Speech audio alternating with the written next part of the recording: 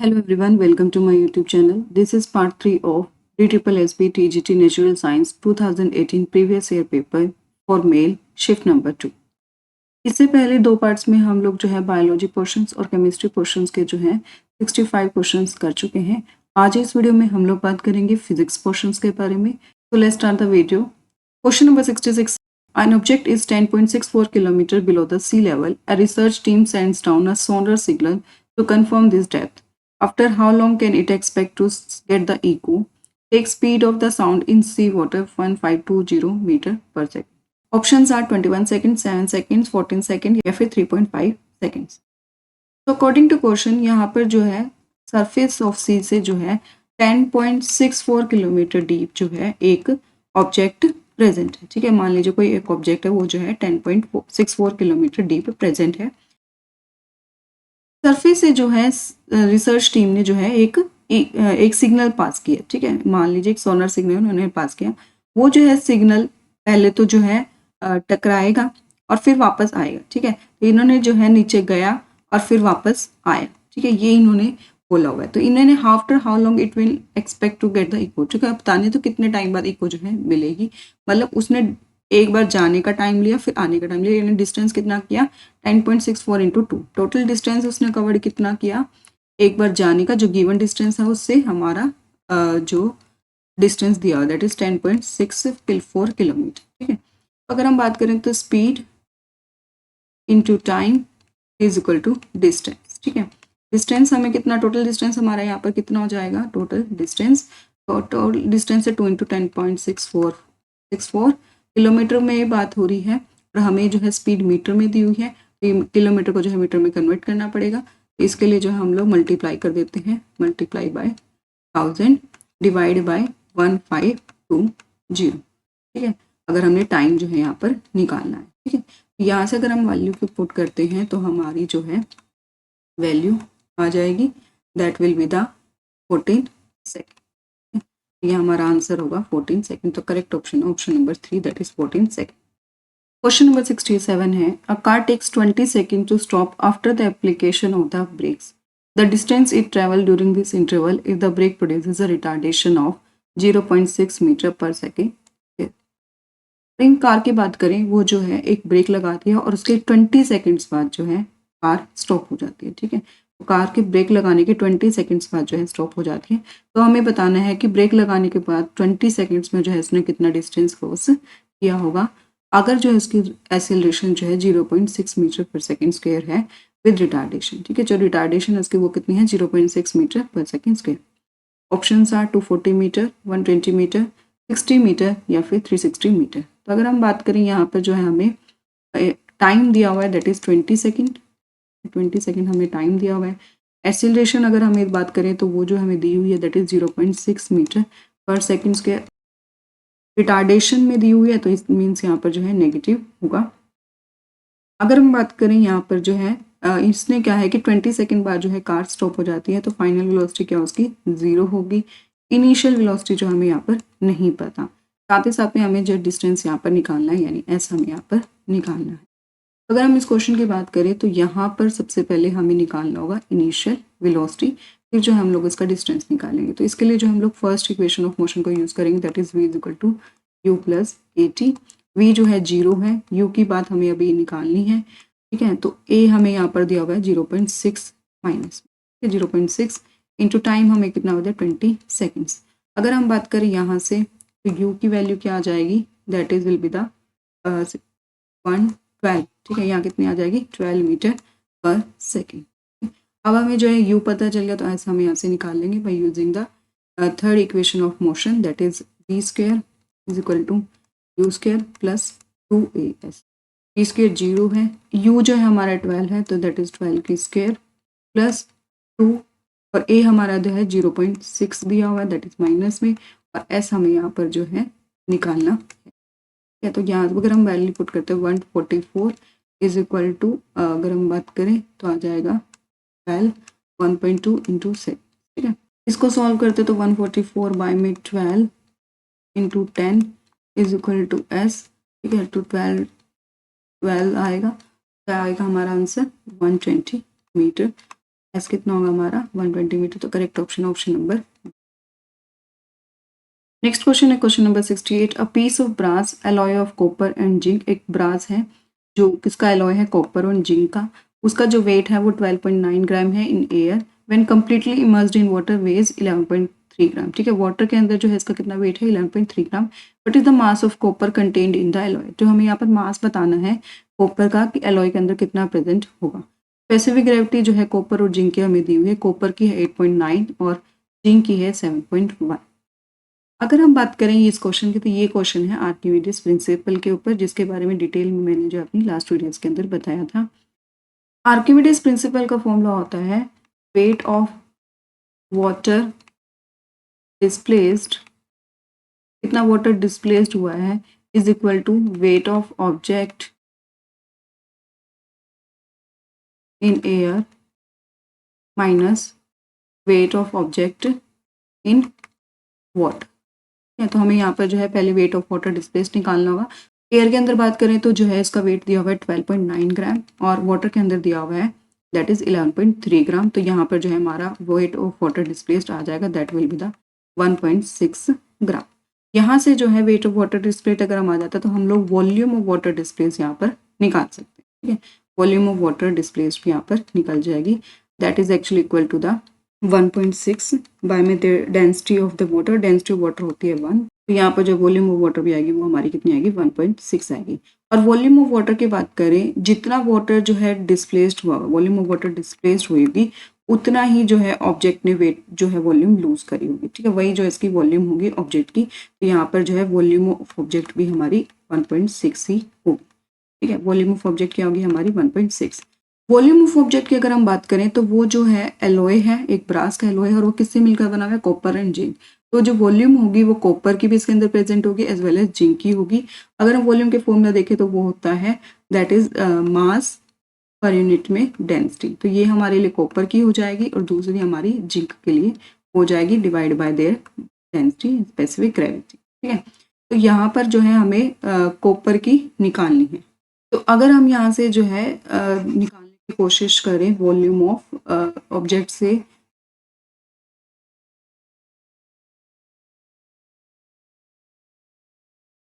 तो जो है हमारा यहाँ से हम लोग मास ऑफ कॉपर निकालने की कोशिश करेंगे। ठीक है, तो इसको अगर हम सॉल्व करते हैं तो ये आ जाएगा 1.6, वॉल्यूम तो हमारी 1.6 थी, मास ऑफ कॉपर जो हमें निकालना है, मास ऑफ जिंक भी जो हमें नहीं पता, इसकी स्पेसिफिक ग्रेविटी अगर हम बात करें जिंक की तो दी हुई है 7.1 और इसकी हमारे को दी हुई है 8.9। ठीक है, अब अगर हम बात करें हमें जिंक का वेट भी निकालना है तो इसके लिए क्या होता है, देखो सबसे पहले एयर के अंदर कितना वेट था 12.9 ग्राम और वो किसका था, ब्रास का था, और ब्रास किससे मिलकर बना हुआ है, कॉपर और जिंक से। तो 12.9 ग्राम वेट किसका होगा, that is actually equal to the mass of copper plus mass of zinc. ठीक है, यहाँ से जो है मास ऑफ जिंक निकाल सकते हैं, that is 12.9 minus mass of copper equal to mass of zinc. ठीक है, तो यहाँ पर अगर हम लोग इस वैल्यू में पुट करते हैं, मास ऑफ जिंक के वैल्यू पुट करते हैं तो that is 1.6 is equal to mass of copper 8.9 plus 12.9 minus mass of copper by में 7.1। अब हम जब इसको सॉल्व करते हैं तो जो हमारा मास ऑफ कॉपर आएगा वो आएगा 7.6 ग्राम। तो यहाँ पर करेक्ट ऑप्शन होगा option number 2 that is 7.6 gram. Next question है question number 69। The work done by a person in carrying a box of mass 15 kg through a vertical height of 5 metre is 5000 joule.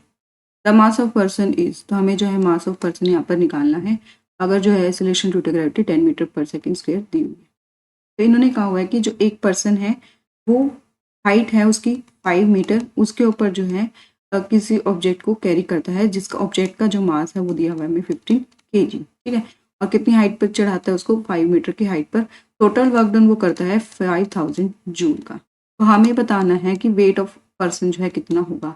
जब वो उसके ऊपर जो है ऊपर लेके जा रहा होगा तो वो जो है 15 kg के वेट के साथ साथ अपने आप के बॉडी के वेट को भी कैरी कर रहा होगा, उतना भी उसको पुश करना होगा। ठीक है, तो यहाँ पर अगर हम बात करें तो टोटल वेट कितना होगा, mass of object plus mass of the person. ठीक है, that is equal to GH, height के equal, that is G into. यहाँ पर अगर हम बात करें 5000 वर्क डन हमें दिया हुआ है, ऑब्जेक्ट का वेट अगर हम बात करें तो हमें 15 kg दिया हुआ है, पर्सन का हमें यहाँ पर निकालना है। जी हमें यहाँ पर 10 दी हुई है और हाइट दी हुई है 5 मीटर। अगर हम यहाँ से पुट करते हैं तो हमारा जो है 100 equal to 15 plus mass of person, यहाँ आ जाएगा 80, मास ऑफ पर्सन कितना होगा 85। करेक्ट ऑप्शन होगा option number 4 that is 85। Next question है question number 70। The force of attraction between two bodies separated by distance of d is f. The distance for which the force of attraction between them is 64f. Options are d by 6, d by 3, d by 4 या d by 8। अगर हम बात करें इस question की तो इसमें जो है फोर्स ऑफ ग्रेविटेशन वाला फॉर्मूला जो है लगेगा, that is equal to force is equal to G N M by में टी। ठीक है, यहाँ पर जो है डिस्टेंस और फोर्स में जो हमें रिलेशन बताना है, मास जो है कांस्टेंट रह रहा है, हम यहाँ पर जो है डायरेक्टली कर लेते हैं बाय में डी स्क्वायर, तो ये जो है इसकी इन्वर्सली प्रोपोर्शनल होगा।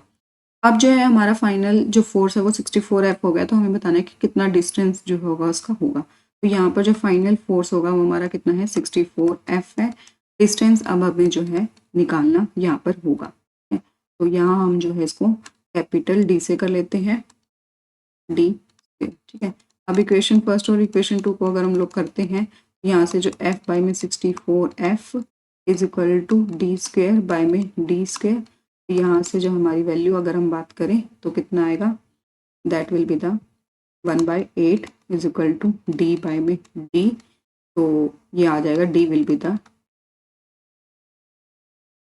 तो यहाँ से जो है हमारा फाइनल डिस्टेंस जो होगा वो इनिशियल डिस्टेंस के 8 टाइम्स लेस होगा। Correct option option number 4 that is D by 8। Next question है question number 71। A concave mirror having radius of curvature 40 cm is placed in front of illuminated point source at a distance of 30 cm. इन्होंने जो कहा है concave mirror है उसकी जो radius of curvature है 40 centimetre है, यानी उसकी फोकल लेंथ कितनी होगी 20 सेंटीमीटर होगी, और 30 डिस्टेंस पर जो है उन्होंने एक पॉइंट सोर्स को रख दिया, तो यहाँ पर जो है रखा जाएगा। Find the location of the image. ठीक है, तो हमें लोकेशन बतानी है इमेज की। पहली बात ये जो कनकेव मिरर है, ठीक है, यहाँ पर देखो ऑब्जेक्ट जो है कहाँ रखा गया है, बिटवीन सी एंड एफ के बीच में। अगर ऑब्जेक्ट सी एंड एफ के बीच में रखा जाता है तो इमेज जो है वो बियॉन्ड सी बनेगी। ठीक है, बियॉन्ड सी बनेगी, यहाँ पर ये श्योर है। तो अगर हम देखें तो बियॉन्ड सी में मतलब यहाँ 40 सेंस के बाद, तो 30 सेंटीमीटर और 40 सेंटीमीटर वाला ऑप्शन तो अपने आप ही कट हो जाता है, बचा हमारा 50 centimetre and 60 centimetre. Concave mirror की बात हो रही है तो इसके लिए फॉर्मूला होता है 1/f is equal to 1/v plus 1/u। u जो है हमें 30 सेंटीमीटर दिया हुआ है, और कनकेव मिरर में जो है ये लेफ्ट हैंड साइड प्रेजेंट और -30 हो जाएगा। फोकल लेंथ भी जो होगी वो माइनस में ली जाएगी। अगर हम बात करें यहाँ पर वैल्यूज पुट करते हैं तो -20, ठीक है, इज इक्वल टू v हमें यहाँ पर निकालना है। u अगर हम बात करें तो वो कितना दिया है -30। ठीक है, तो यहाँ से अगर हम बात करते हैं 1/v कितना हो जाएगा, दैट इज 1/30 माइनस 1/20। तो यहाँ से अगर हम सॉल्व करते हैं तो v हमारा जो आएगा वो आएगा -60 सेंटीमीटर। तो 60 सेंटीमीटर पर जो है इमेज बनेगी, और माइनस यहाँ पर इंडिकेट कर रहा है कि जिस साइड पर जो ऑब्जेक्ट रखा गया है वहीं पर जो है इमेज बनेगी। तो यहाँ पर अगर हम देखें तो करेक्ट ऑप्शन होगा option number 2, 60 centimetre from the mirror on the side of the object.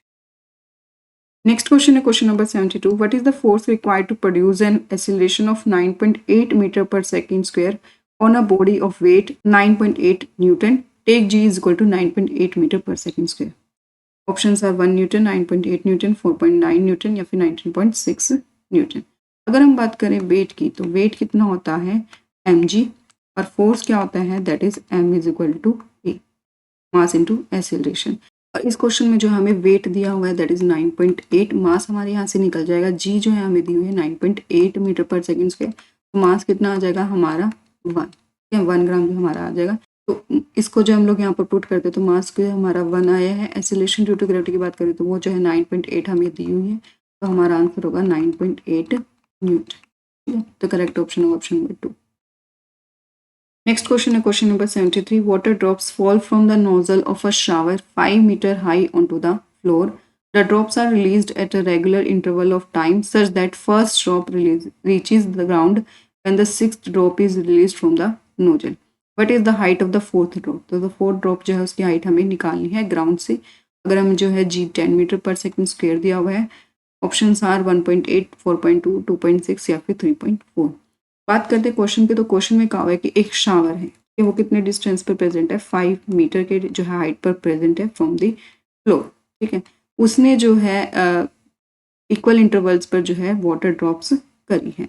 जब जो है फर्स्ट ड्रॉप, इसने क्या कहा है, फर्स्ट ड्रॉप जो है ग्राउंड पर जब पहुंचती है तो 6 ड्रॉप जो है वो वहाँ पर निकलती है। तो हाइट 6 ड्रॉप जो है 5 मीटर की हाइट पर प्रेजेंट होगी और फर्स्ट ड्रॉप क्या होगी, नीचे प्रेजेंट होगी।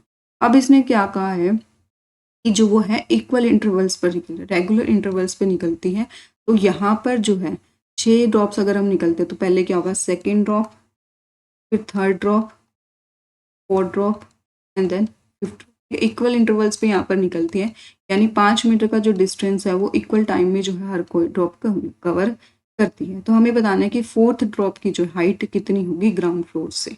जब जो है फर्स्ट ड्रॉप ग्राउंड को टच कर जाएगी, 6 ड्रॉप जो है जस्ट निकलेगी, ठीक है। तो हमें यहाँ पर बताना है हमारा। तो सबसे पहले हम यहाँ पर जो है टाइम निकाल सकते हैं। अगर हम बात करें हाइट जो हमें 5 मीटर दिया हुआ है, इनिशियल वेलोसिटी की बात करें तो यहाँ पर जो है वो 0 होगी, ठीक है। इनिशियल वेलोसिटी क्या होगी हमारी, 0 होगी। तो यहाँ पर जो है हम s is equal to u t plus half a t square का फॉर्मूला लगाते हैं।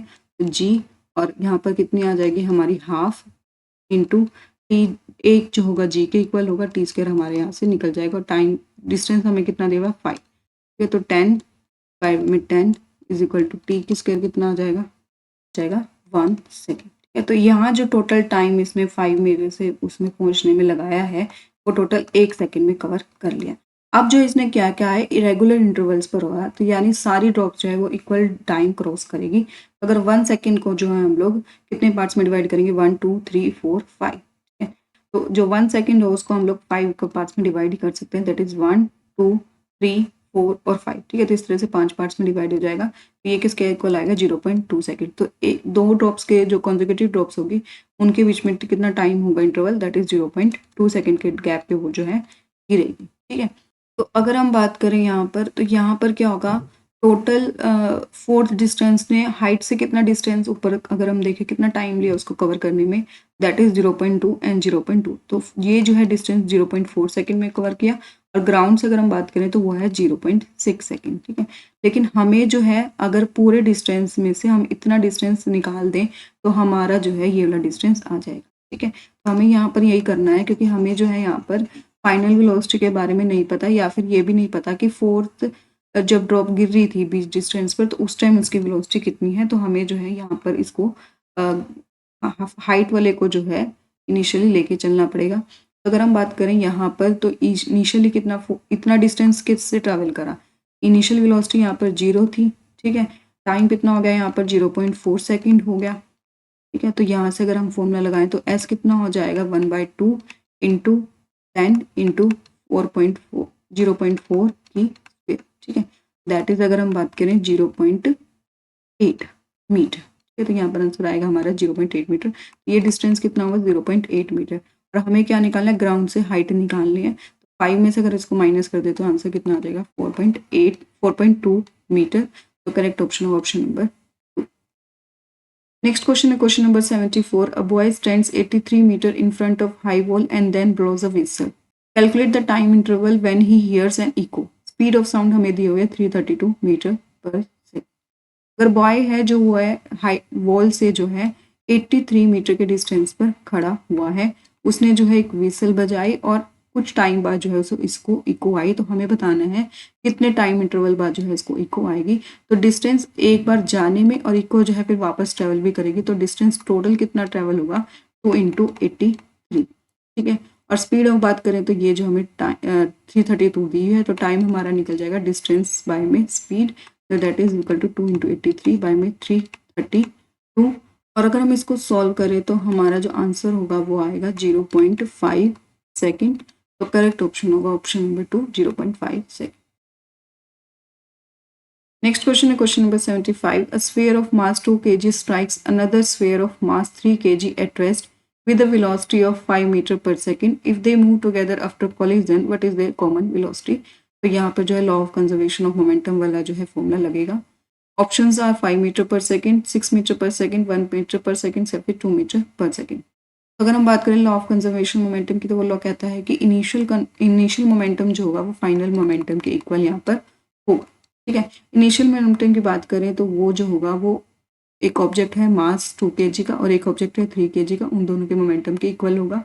और फाइनल जो है उन्होंने कहा है इकट्ठे चलेंगे, इकट्ठे मिलकर चलेंगे, तो उसकी जो हमें कॉमन वेलोसिटी निकालनी है। तो इनिशियल वेलोसिटी अगर हम मास करें, mass of object A into velocity of object A plus mass of object B into velocity of object B, और फाइनल क्या आ जाएगा, दोनों इकट्ठे चल रहे हैं, मास ए ऑफ बी, हमें कॉमन वेलोसिटी यहाँ पर इनकी निकालनी है। ठीक है, मास ऑफ ऑब्जेक्ट ए की बात करें तो वो जो हमें 2 kg दिया हुआ है, और वो कितनी स्पीड से जा रहा है 5 मीटर पर सेकेंड की, तो यहाँ पर आ जाएगा ऑब्जेक्ट 2 का जो मास दिया वो है 3 kg, और वो जो है स्टार्टिंग में कितने पे, रेस्ट पे था, वेलोसिटी इसकी जो 0 हो जाएगी, इज इक्वल टू, अगर मास ऑफ ऑब्जेक्ट 2 है, मास ऑफ ऑब्जेक्ट बी है 3 है, फाइनल वेलोसिटी जो हमें यहाँ पर इसकी निकालनी है। तो इसको सॉल्व करते तो 10 plus 0 is equal to 5 into v, तो यहाँ हमारा आ जाएगा आंसर 2।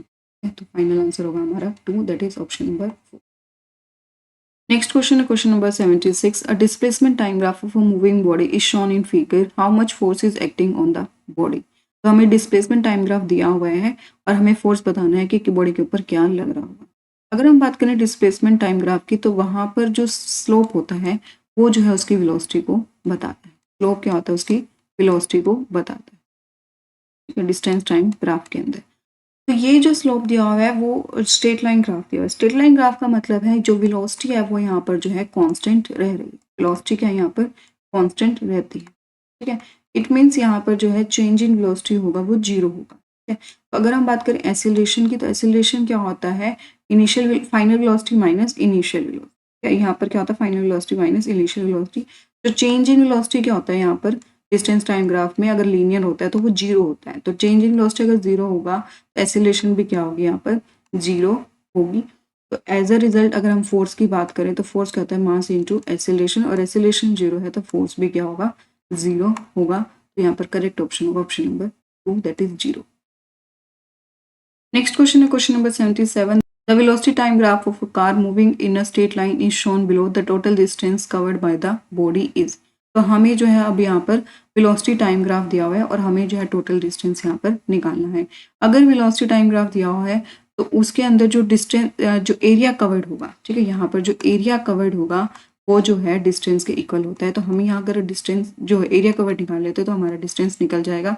और अगर हम इस शेप की बात करें तो ये जो है एक ट्रेपीजियम की यहाँ पर शेप बनती है। तो ट्रेपीजियम का एरिया कवर्ड का फॉर्मूला होता है that is half into side 1 that is A plus B into height. ठीक है, अगर हम बात करें यहाँ पर एक साइड जो है हमें कितनी दी हुई है 10 और 5 दैट इज 5, और एक जो है 15, ठीक है, 0 से 15 तक यहाँ पर, तो यहाँ पर 15 हो जाएगा। और हाइट हमारी कितनी है दैट इज 100, ठीक है, डिवाइड बाय 2। यहाँ पर अगर हम बात करें तो 20 इंटू 100 बाय में 2, तो यहाँ पर हमारा आ जाएगा आंसर 1000 मीटर। तो करेक्ट ऑप्शन होगा option number A. Next question है question number 78। A ball is thrown vertically up with a velocity of 20 metre per second. At what height will its kinetic energy be half of its origin? ठीक है, तो हमें जो है एक object जो है बॉल फेंकी है कितनी स्पीड से, 20 मीटर की स्पीड से, यानी इनिशियल वेलोसिटी जो हमें कितनी दी है 20 मीटर। हमें जो है हाइट बतानी है जब उसकी काइनेटिक एनर्जी हाफ हो जाएगी ओरिजिनल से।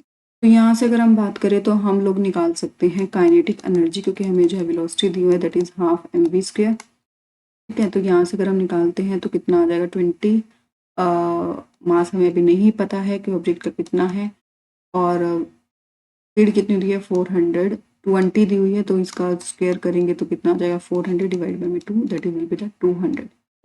तो इनिशियल काइनेटिक एनर्जी हमारी इसकी कितनी होगी 200 इंटू एम। ठीक है, अब यहाँ पर जो है लॉ ऑफ कंजर्वेशन का फॉर्मूला लगाते हैं that is initial energy is equal to final energy. Initial energy जो होगी वो सिर्फ काइनेटिक एनर्जी होगी, पोटेंशियल एनर्जी नहीं होगी क्योंकि वो हाइट पर नहीं प्रेजेंट है, फ्लोर पर ही प्रेजेंट है। तो यहाँ पर 200 होगी।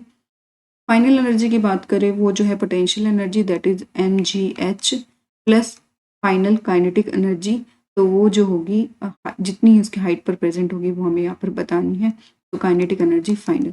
और इसने क्या करा, उस हाइट पे बतानी है जब उसकी जो काइनेटिक एनर्जी होगी ओरिजिनल से हाफ हो जाएगी। तो अगर हम ओरिजिनल का हाफ करें that will be the 100 m। अगर हम यहाँ पुट करते हैं 200 m is equal to mgh plus 100 m। ठीक है, m जो है कॉमन है, सब में अंदर तो काट दिया जाएगा। तो अगर हम बात करें तो gh कितना आएगा, 100 आएगा, इधर इसको लेके जाते हैं। 10 जो होगा वो g की वैल्यू क्या है हमारी 10 है, h हमारा क्या आ जाएगा 10 मीटर। तो करेक्ट आंसर होगा ऑप्शन नंबर 3 10 मीटर।